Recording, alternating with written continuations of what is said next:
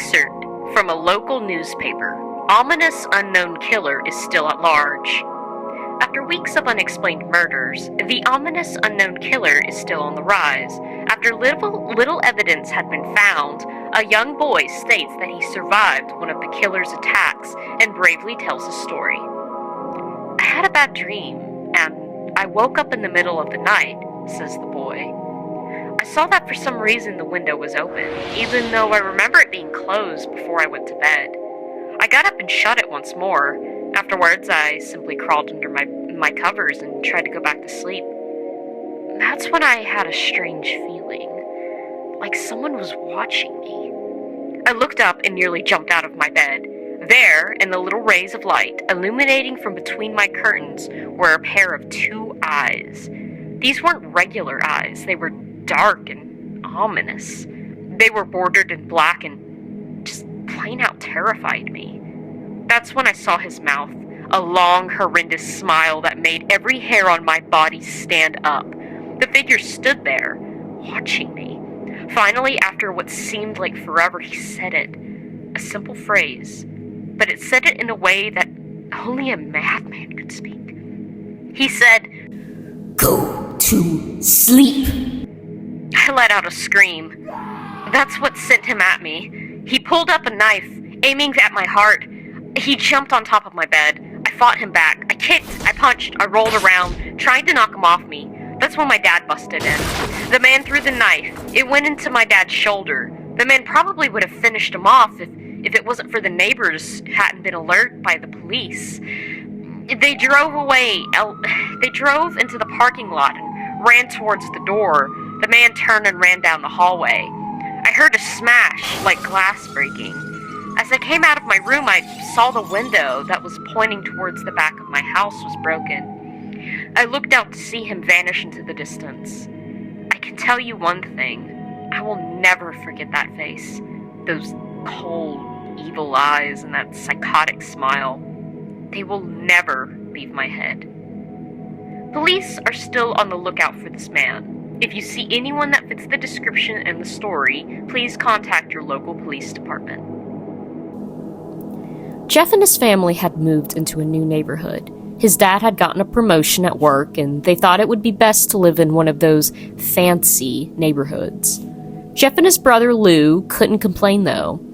A new, better house. What's not to love? They were getting unpacked. One of their neighbors came by. "Hello," she said. "I'm Barbara. I live across the street from you. Well, I just wanted to introduce myself and to introduce my son." She turns around and calls her son over. "Billy, these are our new neighbors." Billy said hi and ran back to play in his yard. "Well," said Jeff's mom, "I'm Margaret, and this is my husband Peter and my two sons, Jeff and Lou." They each introduced themselves, and then Barbara invited them to her son's birthday party. Jeff and his brother were about to object when their mother said that they would love to. When Jeff and his family were done unpacking, Jeff went up to his mom. "Mom, why would you invite us to some kid's party? If you haven't noticed, I'm not some dumb kid." "Jeff," said his mother, "we just moved here. We should show that we want to spend time with our neighbors. Now we're going to that party and that's final." Jeff started to talk but stopped himself, knowing that he couldn't do anything. Whenever his mom said something, it was final. He walked up to his room and plopped down on his bed. He sat there looking at his ceiling when suddenly got a weird feeling. Not so much pain, but a weird feeling. He dismissed it as just some random feeling. He heard his mom call him downstairs to get his stuff, and he walked down to get it. The next day, Jeff walked downstairs to get breakfast and get ready for school. As he sat there eating his breakfast, he once again got that feeling. This time it was stronger. Gave him a slight tugging pain, but once again dismissed it. As he and Lou finished breakfast, they walked down to the bus stop. They sat there waiting for the bus, and then all of a sudden, some kid on a skateboard jumped over them, only inches above their laps. They both jumped back in surprise. "Hey, what the hell?" The kid landed and turned back to them. He kicked up his skateboard and caught it with his hands. The kid seemed to be about 12, 1 year younger than Jeff. He was wearing an Aeropostale shirt and ripped blue jeans. Well, it looks like we got some new meat. Suddenly, 2 other kids appeared. One was super skinny and the other was huge. Well, you're new here. I'd like to introduce ourselves. Over there is Keith. Jeff and Lou looked over to the skinny kid. He had a dopey face and looked like what you would expect a sidekick to have. And he is Troy. They looked over at the fat kid. Talk about a tub of lard. This kid looked like he hadn't exercised since he was crawling. And I, said the first kid, am Randy. Now, for all these kids in the neighborhood, there is a small price for the bus fare, if you catch my drift. Lou stood up, ready to punch the lights out of the kid's eyes when one of his friends pulled up a knife on him. Oh, no. I had hoped you would be more cooperative, but it seems like we must do this the hard way. The kid walked up to Lou and took his wallet out of his pocket. Jeff got that feeling again. Now it was truly strong. It was a burning sensation. He stood up, but Lou gestured for him to sit down. Jeff ignored him and walked up to the kid. Listen here, you little punk. Give back my bro's wallet or else. Randy put up the wallet in his pocket and pulled out his own knife. Oh, and what will you do? Just as he finished the sentence, Jeff popped the kid in the nose. As Randy reached for his face, Jeff grabbed the kid's wrist and broke it. Randy screamed and Jeff grabbed the knife from his hands. Troy and Keith rushed Jeff, but Jeff was too quick. He threw Randy to the ground. Keith lashed out at him, but Jeff ducked and stabbed him in the arm. Keith dropped his knife and fell to the ground, screaming. Troy rushed him too, but Jeff didn't even need the knife. He just punched Troy straight in the stomach and Troy went down. As he fell, he puked all over. Lou could do nothing but look in amazement at Jeff. Jeff, how did you... was all he said. They saw the bus coming and knew they'd be blamed for the whole thing, so they started running as fast as they could. As they ran, they looked back and saw the bus driver rushing over to Randy and the others. As Jeff and Lou made it to school, they didn't dare tell what happened. All they did was sit and listen. Lou just thought of that as his brother beating up a few kids, but Jeff knew it was more. It was something scary. As he got the feeling, he felt how powerful it was, the urge to just hurt someone. He didn't like how it sounded, but he couldn't help the happy feeling. He felt that strange feeling go away and stay away for the entire day of the school, even as he walked home due to the whole thing near the bus stop, and how he probably wouldn't be taking the bus anymore. He felt happy. When he got home, his parents asked him how his day was, and he said in a somewhat ominous voice, "It was a wonderful day." Next morning, he heard a knock on his front door, and he walked down to find 2 police officers at the door. His mother looked back at him with an angry look. "Jeff, these officers tell me you attacked 3 kids, that it wasn't a regular fight, and that they were, stabbed?" "Stabbed, son." Jeff's gaze fell to the floor, showing his mother that it was true. "Mom, they were the ones who pulled out the knives on me and Lou." "Son," said one of the cops, "we found 3 kids, 2 stabbed, 1 having a bruise on his stomach. We have witnesses proving that you fled the scene. Now what does that tell us?" Jeff knew it was no use. He could say him and Lou had been attacked, but then there was no proof, and it was not them who was attacked first. They couldn't say that they weren't fleeing because, truth be told, they were. So Jeff couldn't defend himself or Lou. "Son, call down your brother." Jeff couldn't do it, since it was he who beat up all the kids. "Sir, it was me. I was the one who beat up the kids. Lou tried to hold me back, but he couldn't stop me." The cops looked at his partner, and they both nod. "Well, kid, looks like a year in juvie." "Wait," says Lou. They all looked up to see him holding a knife. The officers pulled out their guns and locked them on Lou. "It was me. I beat up those little punks. Have the marks to prove it." He lifted up his sleeves to reveal cuts and bruises, as if he was in a struggle. "Son, just put down the knife," said the officer. Lou held up the knife and dropped it to the ground. He put his hands up and walked over to the cops. "No, Lou, it was me. I did it." Jeff had tears running down his face. Huh. Poor bro. Trying to take the blame for what I did? Well, take me away. The police led Lou out to the patrol car. "Lou, tell them it was me. Tell them I was the one who beat up those kids." Jeff's mother put her hands on her shoulders. "Jeff, please, you don't have to lie. We know it's Lou. You can stop." Jeff watched helplessly as the cop cars sped off with Lou inside. A few minutes later, Jeff's dad pulled into the driveway. Seeing Jeff's face and knowing something was wrong. Son, what is it?" Jeff couldn't answer.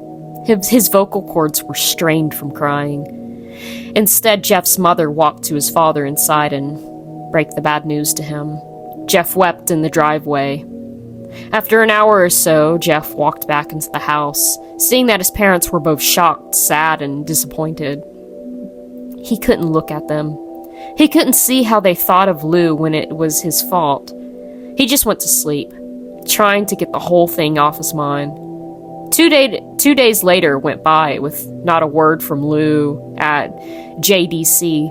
No friends to hang out with, nothing but sadness and guilt. That was until Saturday, when Jeff was woken up by his mother with a happy, sunshiny face. "Jeff, it's the day," she said as she opened the curtains and let light flood into his room. What's today?" Jeff asked as he stirs awake. "Why, it's Billy's party!" He was not fully awake. "Mom, are you joking? You don't expect me to go to some kid's party after..." There was a long pause. "Jeff, we both know what happened. I think this party could be the thing that brightens up the past few days. Now, get dressed." Jeff's mother walked out of the room and downstairs to get ready herself. He fought himself to get up. He picked up a random shirt and a pair of jeans and walked downstairs. He saw his mother and his father were all dressed up. His mother in a dress and his father in a suit. He thought why would they ever wear such fancy clothes to a kid's party? "Son, is that all you're going to wear?" said Jeff's mother. "Better than wearing too much," he said. His mother pushed down the feeling to yell at him and hid it with a smile. "Now, Jeff, we may be overdressed, but this is how you go if you want to make an impression," said his father. Jeff grunted and went back up to his room. "I don't have any fancy clothes," he yelled downstairs. "Just pick something out," called his mother. He looked around in his closet for what he could call fancy. He found a pair of black dress pants he had for some special occasions and an undershirt. He couldn't find a shirt to go along with it. He looked around and found only striped patterned shirts, none of which would go with dress pants. Finally, he found a white hoodie and put it on. "You're wearing that?" they both said. His mother looked at her watch. "Oh, no time to change. Let's just go," she said as she herded Jeff and his father out to the door. They crossed the street over to Barbara and Billy's house. They knocked on the door and it appeared that Barbara, just like his parents, were way overdressed. They all walked inside and Jeff could see where the adults were and no kids. "The kids are out in the yard. Jeff, how about you go meet some of them?" said Barbara. Jeff walked outside to the yard, full of kids. They were running around in weird cowboy costumes and shooting each other with plastic guns. He might as well be standing in a Toys R Us. Suddenly, a kid came up to him and handed him a toy gun. "Hey, wanna play?" he said. No, kid. I'm way too old for this stuff." The kid looked at him with that weird puppy dog face. "Please?" said the kid. "Fine," said Jeff. He put on his hat and started to pretend to shoot at the kids. At first, he thought it was totally ridiculous, but then he started to actually have fun. Might not have been super cool, but it was the first time he had done something that took his mind off of Lou. So he played with the kids for a while, until he heard a noise. It was a weird rolling sound. Then it hit him. Randy, Troy, and Keith all jumped over the fence on their skateboards. Jeff dropped the fake gun and ripped off the hat. Randy looked at Jeff with a burning hatred. "Hello, Jeff, is it?" he said. "We have some unfinished business." Jeff saw his bruised nose. "I think we're even. I beat the crap out of you, and you got my brother sent to JDC. Randy got an angry look in his eyes. "Oh no, I don't go for even. I go for winning. You may have kicked our asses that one day, but not today." As he said that, Randy rushed at Jeff. They both fell to the ground. Randy punched Jeff in the nose, and Jeff grabbed him by the ears and headbutted him. Jeff pushed Randy off of him, and both rose to their feet. Kids were screaming, and parents were running out of the house. Troy and Keith both pulled out guns from their pockets. "No one interrupts or guts will fly," they said. Randy pulled out a knife on Jeff and stabbed it into his shoulder. Jeff screamed and fell to his knees. Randy started kicking him in the face. After 3 kicks, Jeff grabbed the foot and twisted it, causing Randy to fall to the ground. Jeff stood up and walked towards the back. Troy grabbed him. "Need some help?" He picks Jeff up by the back of his collar and throws him into the patio door. As Jeff tries to stand, he kicked down the ground, randomly, repeatedly starting to kick Jeff as he starts to cough up blood. "Come on, Jeff, fight me!" He picks up Jeff and throws him into the kitchen. Randy sees a bottle of vodka on the counter and smashes it over Jeff's head. "Fight!" He throws Jeff back into the living room. "Come on, Jeff, look at me!" Jeff glances up, his face riddled with blood. "I was the one who got your brother sent to JDC, and now you're just gonna sit here and let him rot in the whole year? You should be ashamed." Jeff starts to get up. "Oh, finally, you stand and fight." Jeff is now on his feet, blood and vodka on his face. Once again, he gets that strange feeling, the one in which he hadn't felt for a while. "Finally, he's up," says Randy as he runs at Jeff. That's when it happens. Something inside Jeff snaps. His psyche is destroyed. All rational thinking is gone. All he can do is kill. He grabs Randy and pile drives him into the ground. He gets on top of him and punches him straight in the heart. Then the punch causes Randy's heart to stop. As Randy gaspes for breath, Jeff hammers down on him. Punch after punch. Blood gushes from Randy's body until he takes one final breath and dies. Everyone is looking at Jeff now. The parents, the kids crying, even Troy and Keith. Although they easily break from their gaze and point their guns at Jeff. Jeff sees the guns trained on him and runs from the stairs. As he runs, Troy and Keith lets out a fire on him, each shot missing. Jeff runs up the stairs. He hears Troy and Keith follow up behind him. As they let out their final round of bullets, Jeff ducks into the bathroom. He grabs a towel rack and rips it off the wall. Troy and Keith race in, knives ready. Troy swings his knife at Jeff, who backs away and bangs the towel rack into Troy's face. Troy goes down hard, and now all that's left is Keith. He is more agile than Troy, though, and ducks when Jeff swings the towel rack. He drops the knife and grabs Jeff by the neck. He pushed him to the wall. A thing of bleach fell down on top of him from the top shelf. It burned both of them, and they both started to scream. Jeff wiped his eyes as best as he could. He pulled back the towel rack and swung it straight into Keith's head. As he lay there, bleeding to death, he let out an ominous smile. "What's so funny?" Jeff asked. Keith pulled out a lighter and switched it on. "What's funny," he said, "is that you're covered in bleach and alcohol." Jeff's eyes widened as Keith threw the lighter at him. As soon as the flame made contact with him, the flames ignite the alcohol and vodka. While the alcohol burned him, the bleach bleached his skin. Jeff let out a terrible screech as he caught fire. He tried to roll around on the floor to get the fire out, but it was no use. The alcohol had made him a walking inferno. He ran down the hall and fell to the stairs. Everybody started screaming as they saw Jeff, now a man on fire, dropped to the ground, nearly dead.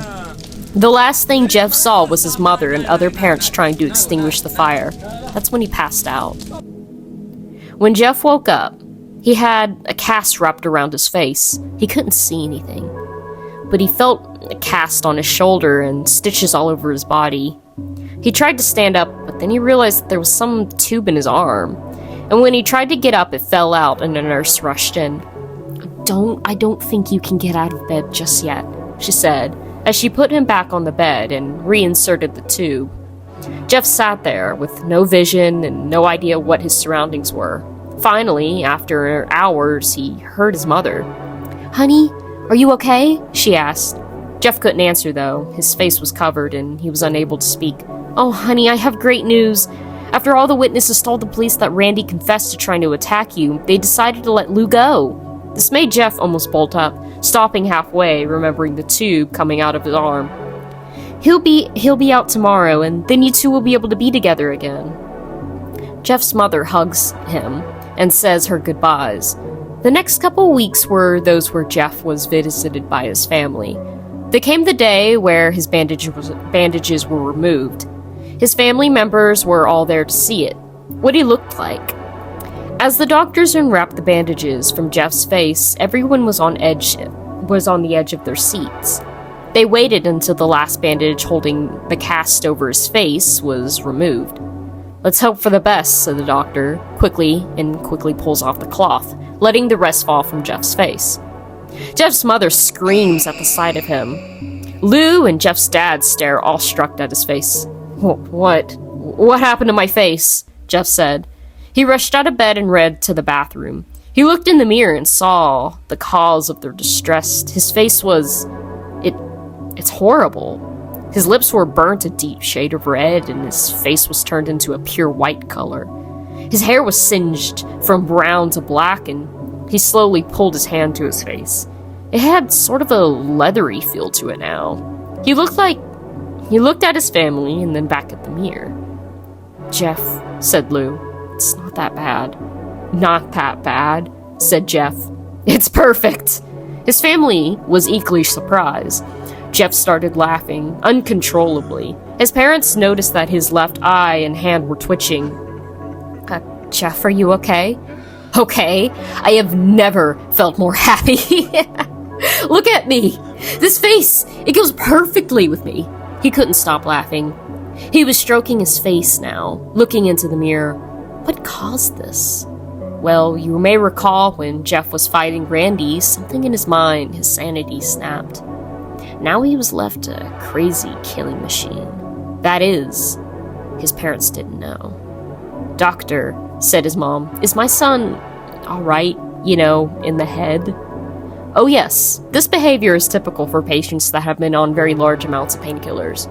If his behavior doesn't change in a few weeks, bring him in and we'll give him a psychological test." "Oh, thank you, doctor." Jeff's mom went over to Jeff. "Jeff, sweetie, it's time to go." Jeff looks away from the mirror, his face still formed into a crazy smile. "Okay, mommy!" His mother took him by the shoulder and took him to get his clothes. "This is what came in," said the lady at the desk. Jeff's mom looked down to see a black pair of dress pants and a white hoodie his son wore. Now they were clean of blood and stitched together.